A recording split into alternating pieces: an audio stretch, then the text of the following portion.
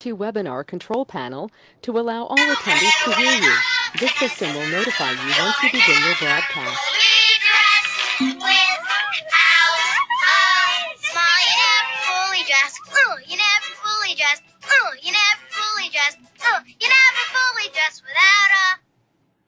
Do I hear happiness in here? Welcome to the 2019 April Learn and Earn. We're so glad that you guys are joining us. We have 3 more this year, and then you can do it on campus or as a webinar. So before we begin with our Learn and Earn topic for this session, we're going to start off with prayer. Heavenly Father, thank you for being a joyful God, and thank you for this amazing day that you've blessed us with. What a blessing to wake up and to live. Lord, I pray that you would open our hearts and help us to find joy in life. And I ask that you to bless each person listening to this Learn and Earn, and that their lives would be truly impacted by the information that is shared. In Jesus' name I pray. Amen. All right, friends. Well, I am excited you're here with us. And during this webinar, you are going to be able to earn 5 points. But we are going to be saying a secret phrase during the webinar, and you'll need to enter that correct secret phrase in ALN. Now, in ALN, make sure that there is a green check mark for both the webinar and the test question. And there's also an optional survey, and we would really appreciate you filling that out. So today's Learn and Earn topic is the science of happiness. Are you ready to begin? Let's go. Hi, everybody. It's Jake Kaplan. And my name is Amanda Saxon. We'll be your presenters today for the Learn and Earn. All right. So now we're going to get into our learning objectives. The first one, what do happy people do? Discover the science of happiness and practical tips on how to be happy. Before we dive into our topic, we do understand that we all do go through challenges, and you may be going through a challenge right now. So we encourage you to seek help. We don't want this to be a Band-Aid approach to finding happiness, but we are going to discuss the science behind happiness and give you some practical tips. And also, we are going to talk about things that you guys have probably heard from us in our programs before. So this is going to be an excellent reminder. So, you ready? Yes, I'm ready, Jade. Are you excited too, Jade? All right. So let me ask you, how do you feel when you're happy? Or how do you feel when someone around you is happy? Jade, how do you feel when you're happy? Oh, man, I feel excited. I feel energized. I feel pumped. Yes. You feel you just love life, and there's joy and energy. So there's many different definitions of different personal definitions of happiness, but let's define happiness and how we're going to be talking about it for this Learn and Earn. So we're defining being happy as feeling or showing pleasure or contentment, how satisfied you are with your life and how good you feel on a daily basis. It is also the expectation of something good, something you're looking forward to, and also being filled with joy. Now, we do want to note that happiness comes in degrees. And so on one day you may be happy or maybe very happy. And also people with different personalities have different ways of expressing being happy. Would you agree with that, Jade? Totally I mean, we all have different personalities and dispositions. But also keep in mind when we talk about happiness, we're not talking about refusing to see the negative stuff in the world. We do recognize that we still need to acknowledge that. And it's also not about having all the money that you could ever want. And it's not a final destination either. It's a daily basis. So do you want to know the first thing that happy people do? Jade, do you want to know? Okay. So the first thing we want to start with is happy people decide to be happy. This is foundational. We have to recognize that happiness, it is a choice. And so if there's one thing that you get out of this Learn and Earn, recognize that today you can make a decision to be happy. So we don't want to wait for some great thing to happen. And I don't want you to waste one more day of your life waiting to be happy. Guess what? You can start today, right now. Even right now when you're hearing these words, maybe put a smile on your face right now and maybe just do a little laugh or a little chuckle and put a smile on your face. So let's talk some more about what happy people do. All right. So speaking of smiling, this is a great picture of a happy person smiling. So we all want to be happy, and we know that it's important, but why? So science has proven that happy people are more productive. They're more creative when it comes to problem solving. They cope with stress better. They actually have longer and healthier relationships. They're also less likely to get sick, and they live longer. How about that? I like that. Right? Who doesn't want to live longer and enjoy life? Research also shows that there are some physical benefits of being happier. So happy people have lower rates of cardiovascular disease. They have better immune systems, so less likely to get sick, less likely to come down with the flu and get that cold. They actually also heal quicker from injuries. Okay, and then they are also more likely to eat a healthier diet. And again, they do live longer. So all of those physical things add up, and you do live a longer life. Awesome. So now we're going to get into a couple of components that make up happiness. So research shows that happiness varies from person to person, but 50% of happiness is based on your genetics. So thank you, Mom and Dad. Now, when talking about how happiness is linked to genetics, if you'll think of it as a rubber band. So your rubber band can be a big rubber band or a small rubber band, but how flexible you are depends on you. So it's not all up to genetics, 50%, and then 10% is determined by external circumstance. So we all know that life happens. Some days we have good days, bad days, good and bad things happen that can kind of shift our happiness. And then last but not least, 40% of our happiness is determined by our own thoughts and our own actions and behaviors. So this really adds up to being intentional activities. What are the things that we do, and what are the things that we can control, by being happy? So we're going to discuss this in a bit more detail.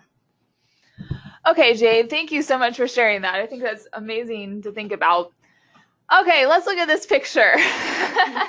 See this face? I am not happy. How many of us can relate to feeling this way sometimes? I can think of a few times. Yes. We may not show it on the outside because we're adults, but inside we're like this little kid that's like, oh no, I'm not happy. So let's discuss 3 things that will kill your happiness over time. And I think we can all agree with some of these things. Now, keep in mind there's a lot of other things that can do this, but let's just focus on 3 for right now. First one is comparing yourselves to others. Nothing will rob your happiness quicker than comparing your life with someone else. Jealousy happens when you notice how God has blessed others, but you forget how God has blessed you. And that's such an important concept. And we have to think sometimes how Facebook or Instagram posts, they show all the great things that are happening, and sometimes doesn't really accurately portray someone's life. I don't know. Do you feel that way, Jane? Absolutely. You only see like the shiny gold parts, but yeah.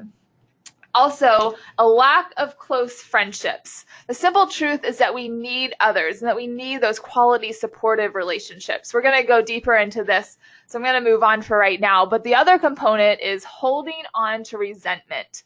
In our stress recovery effect class, we talk a lot about something that's called, it's like when we hold on to resentment, it's like taking poison and hoping that the other person gets sick, and how forgiveness and reconciliation is such an important key here.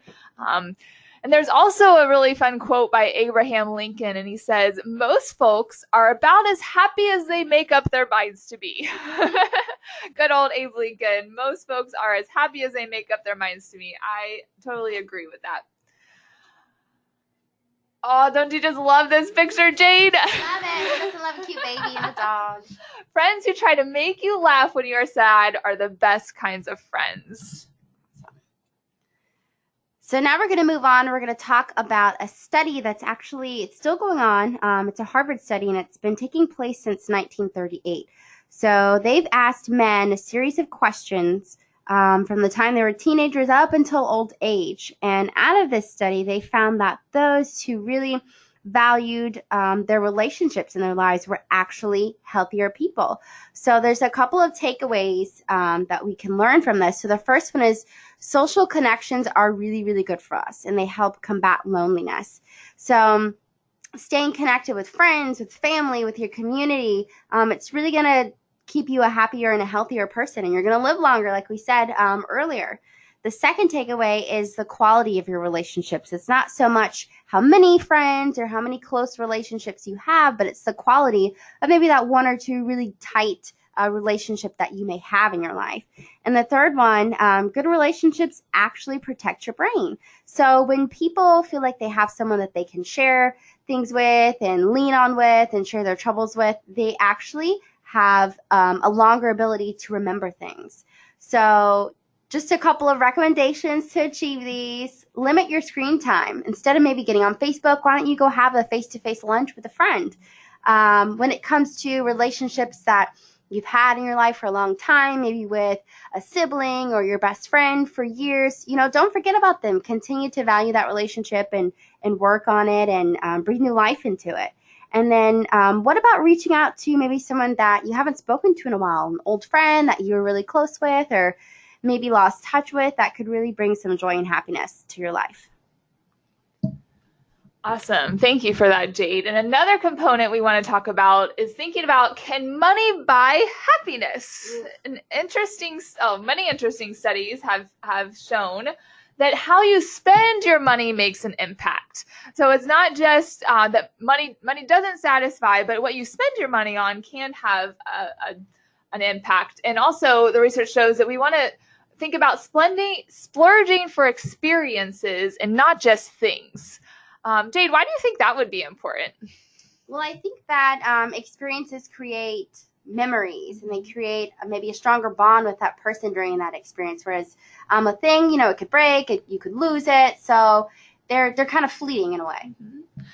Yeah, for sure. Like thinking about going on vacation with a family, or maybe even music lessons, or spending money on something such as that, and also spending it on others, and recognizing that others' happiness is when we want others to be happy, we share in that joy too, and we share in their happiness. So that helps a lot as well.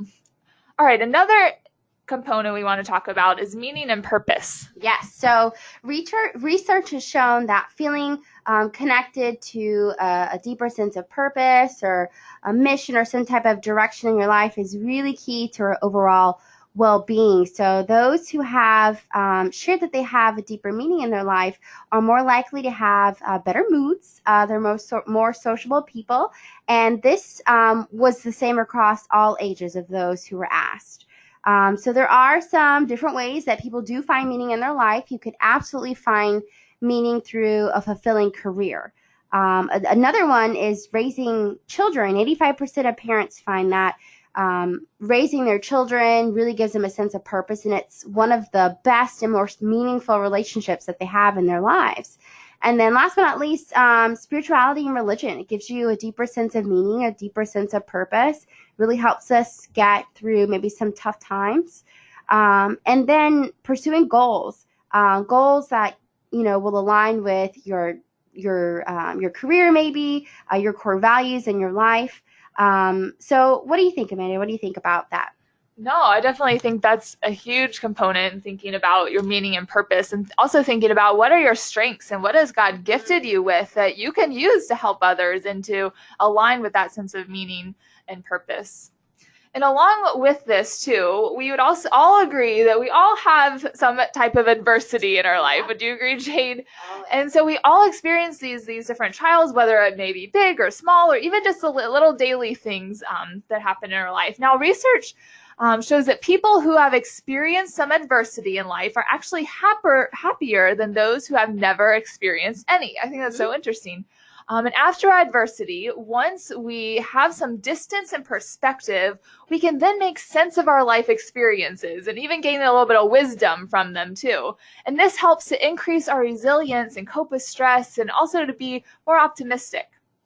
And so people who are happy, it's not that they are never sad or that they never experience bad situations, but it's really about how they are able to bounce back more effectively. And it's really not about what happens to you, it's about how you respond. So Jade, when you showed that graph of the 10% with our circumstances, that's huge, because we recognize that it really is about how we respond to things that really make a huge difference. So I want to encourage you, if you are facing a challenge right now, congratulations.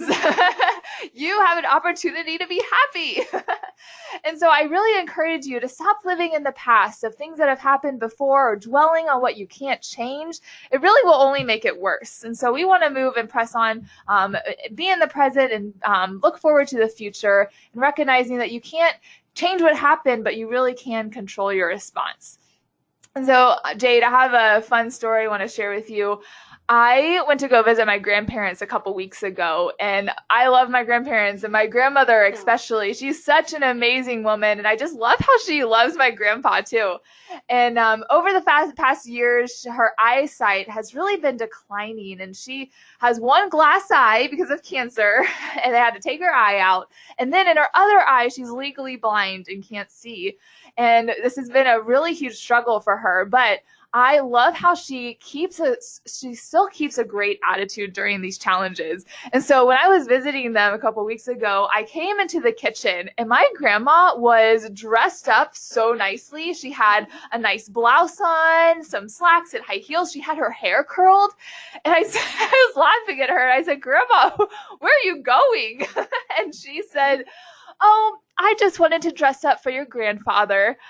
And I was like, "Oh, that is so adorable. I love that," because she really just recognized that she wanted to help him be positive and happy because he's having some health issues. And so she recognized that by her attitude and by the way she carried herself and her perspective really could make a difference on him too. And by the way, they've been married for 63 years. Wow, kudos. And I think it's so adorable. So I think it goes back to recognizing that adversity. It's not about what happens to you. It's about really how you respond to it too. Yeah, and I think that actually ties into our next topic of being thankful.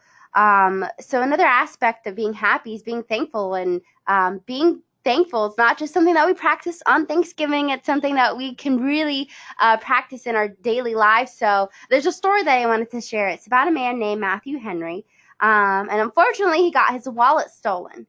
So he was sitting down reflecting on the incident, and he said to himself, I'm thankful that the guy who robbed me, he never robbed me before. I'm thankful, although he took my wallet, he didn't take my life. And he took all that I had, but it wasn't much. And you know what? I'm really glad that I wasn't the person who was doing the stealing. Like, wow, how profound is that, right? Yeah.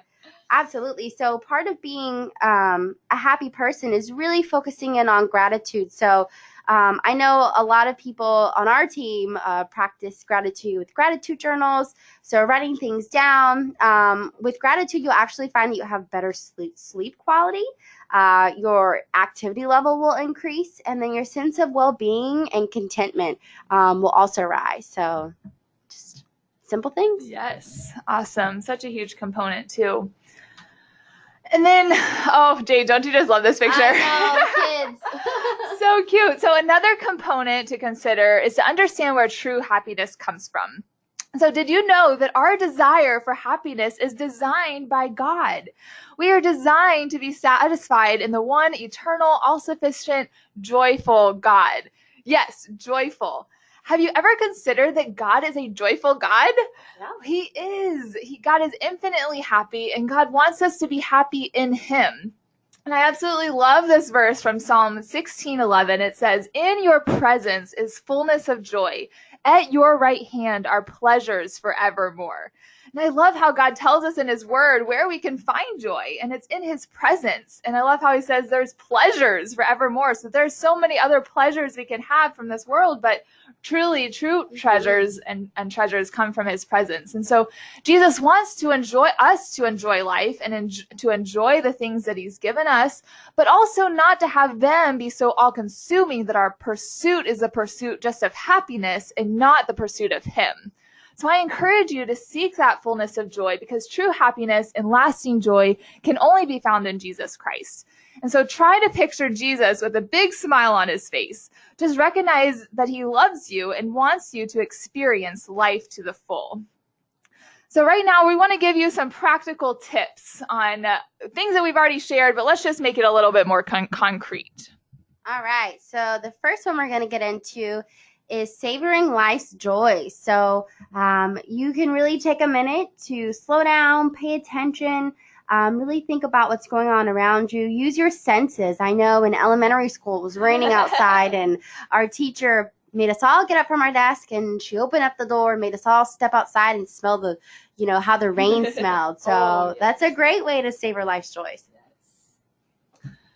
Also, trying new experiences. So find something that you have never done before and maybe try to do it, and try to maybe do it with someone else to create those memories. Research shows that when you have something to look forward to on your calendar, and something maybe you're researching or a vacation, you're actually happier when you have those things. And so I encourage you to find something that you are excited about and looking forward to. So next one is nurturing relationships. So I know we had previously discussed this, but let's touch on it again. So really, why don't we call up an old friend who maybe we haven't talked to or seen in a while. Always try and pour in effort to those relationships that maybe we need to, not take for granted, or just take a minute to appreciate them. And the next one is to extend generosity. So being a giver can also make you happy. Like I mentioned earlier about how other people's happiness is also tied to our happiness.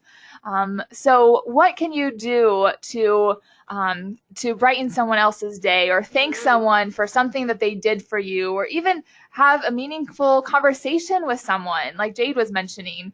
And so recognizing how important that is too. Next, forgive yourself and others. I know we actually talk about this a lot in the Trust Transformation class, and we discuss how maybe forgiveness is for us just as much as it is for the other person. So being able to, let that weight go.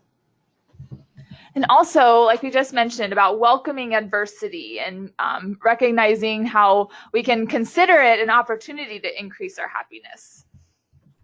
Be grateful for what you have. So it's, so easy to see what other people have and compare and maybe get down, but really we've been blessed with so much already, and it's easy to overlook that, but to really focus in and be grateful for what we do have.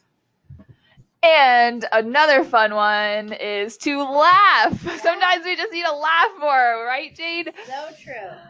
Awesome. So we need to laugh like a big belly laugh, like this little kid here. Don't you just love that? Oh, so cute. And like Pooh Bear, laugh till your tummy hurts. So sometimes we take life too seriously. Yes. So when was the last time you laughed with a friend until tears rolled down your cheeks? Or when was the last time you played on the floor with your little ones, or maybe even hung out with your teenagers doing something they enjoyed, or laughed with coworkers? And so did you know that laughter stimulates your whole body? It also increases connection with others. Get this, it actually burns calories too. Okay. It can boost your mood and confidence, and maybe sometimes just make things seem not so bad when you're going through a rough spot. And so there's also benefits of playing with others, or having fun and playing, not just as kids, but as adults. Research shows that playing and having fun and letting loose is associated with more creativity, improved productivity, to doing better at work. And also, we may be open to having more fun when we're trying new things and doing different things and getting out of our comfort zone. Also, this verse in Proverbs 17:22 says, "A joyful heart is good medicine, but a crushed spirit dries up the bones." Would you agree with that, Jade? Yes, a joyful heart is good medicine. And so that is the secret phrase for this Learn and Earn. A joyful heart is good medicine. So make sure you put that into the test question in ALN, and you will receive your 5 points. But I also want to help you to remember that 40% that we looked at the beginning, about how our happiness is really determined by our own thinking and our actions as well. All right, so what are your next steps? So I know we had given you guys a few recommendations, but just to reiterate those, maybe call up an old friend, start a gratitude journal, go for a walk, really literally stop and smell the roses. I know we talked about a couple of creation principles: choice, trust, interpersonal relationships, and outlook. These are all going to play into, our happiness, and they're going to lead to being happier people. So don't forget that happiness is a choice, and start today. Choose today to be happy. All right. And also, we talked about the creation letters and recognizing how this all ties to choice, trust, interpersonal, outlook, and we've touched on some of those today, but I just want to connect that with creation health too.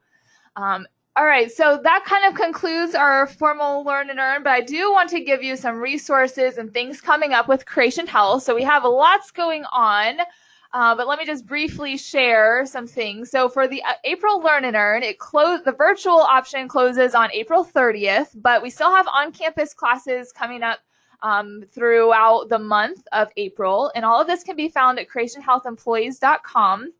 So if you have friends that you would want to have them take it, or a coworker, feel free to let them know. Also, we still have biometrics going on at different campuses.